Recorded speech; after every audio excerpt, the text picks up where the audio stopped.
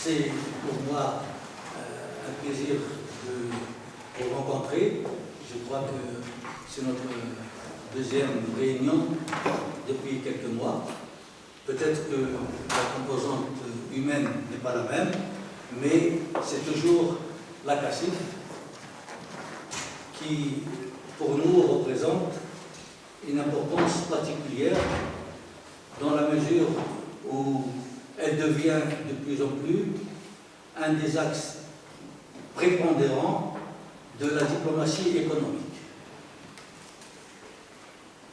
Malheureusement, nous n'avons pu mener à terme ou à bien les initiatives qu'on s'était proposé de faire en raison d'un élément qui est en dehors de notre volonté, c'est cette fameuse pandémie qui a non seulement gelé une grande majorité de nos activités, mais pénalisé le monde entier de manière générale.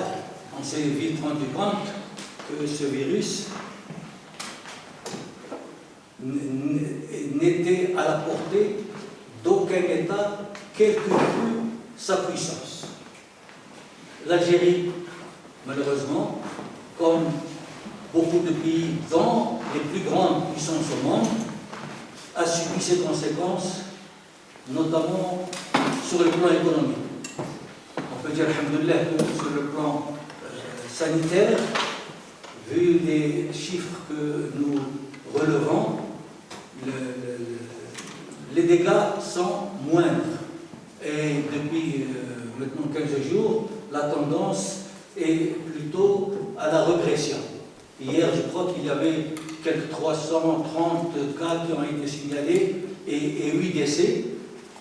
Le nombre de décès global a atteint les 1500, ce qui représente rien, je dis, dans l'absolu par rapport à d'autres pays, mais une vie humaine est quand même une vie humaine.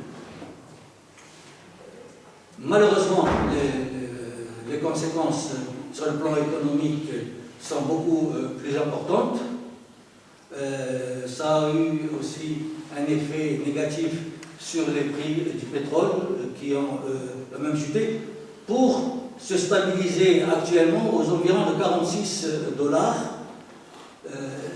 Ça laisse quand même un peu de marge, puisque le budget 2020 a été établi sur une base de 30 $. Nous avons une marge, peut-être pas très importante, mais suffisante pour mener à bien l'ensemble des projets qui ont été décidés. Les réserves de change se situent actuellement à 62 milliards $, et ça permet de compenser quelques lacunes, en espérant une évolution de la situation, d'abord sur le plan sanitaire et ensuite sur le plan économique. C'est sur le plan économique qu'on a surtout besoin, non pas seulement de nos différents partenaires, mais de notre diaspora.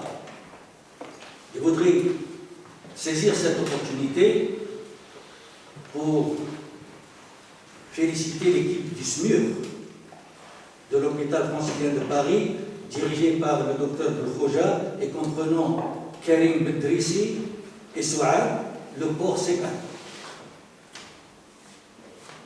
L'équipe a également joué un rôle important dans la formation qu'elle pilote bénévolement pour les urgentistes du SMUR à Oran et peut-être bientôt sur le plan national. Je ne manquerai pas de féliciter Mme Myriam Fournier-Belkacemi, lauréate Femme Afrique Entreprise 2020.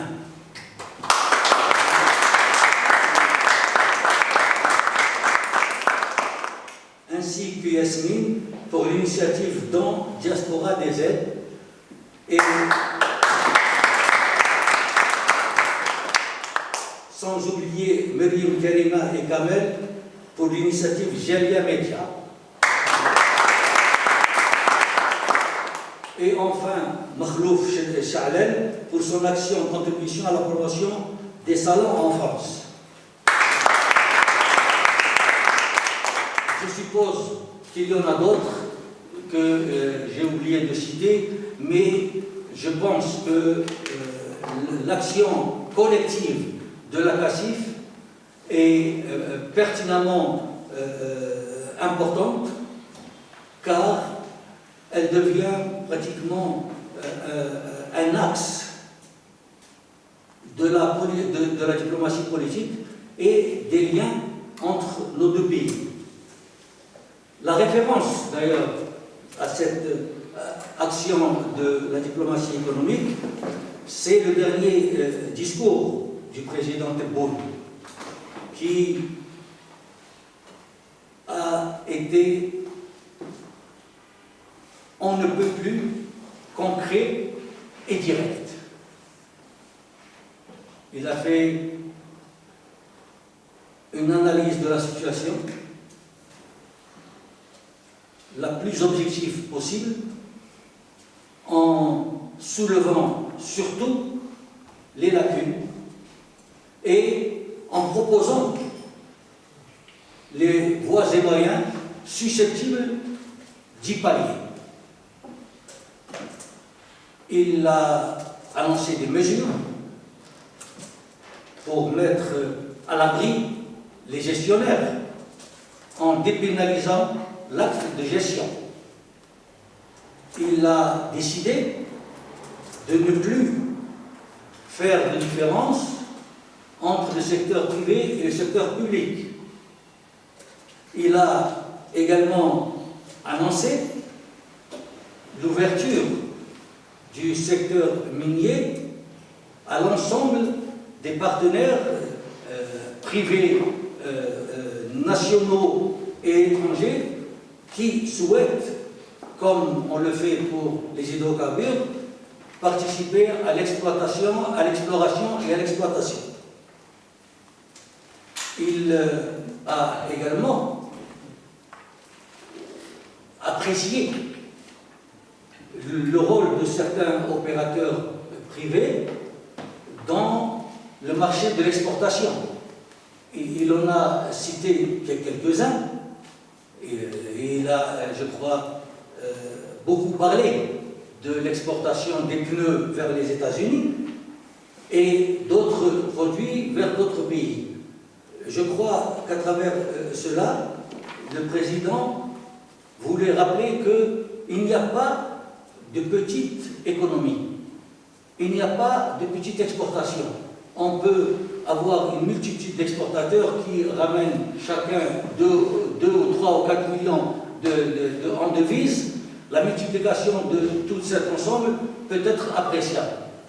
Il a également relevé ce que peut-être d'aucuns ignoraient, que l'année dernière, l'agriculture a été pratiquement autosuffisante. Et les recettes issues de l'agriculture étaient l'équivalent de celles des hydrocarbures, ce qui est quand même un facteur important, et il encourage le développement de l'agriculture. Il veut réellement qu'on encourage les petites et moyennes entreprises, les macro-entreprises, tous ceux qui peuvent, même à un niveau modeste, apporter un plus. Voilà grosso modo ce que je voulais vous dire, en souhaitant vraiment votre implication dans cette nouvelle démarche vers ce qu'on appelle communément l'Algérie nouvelle.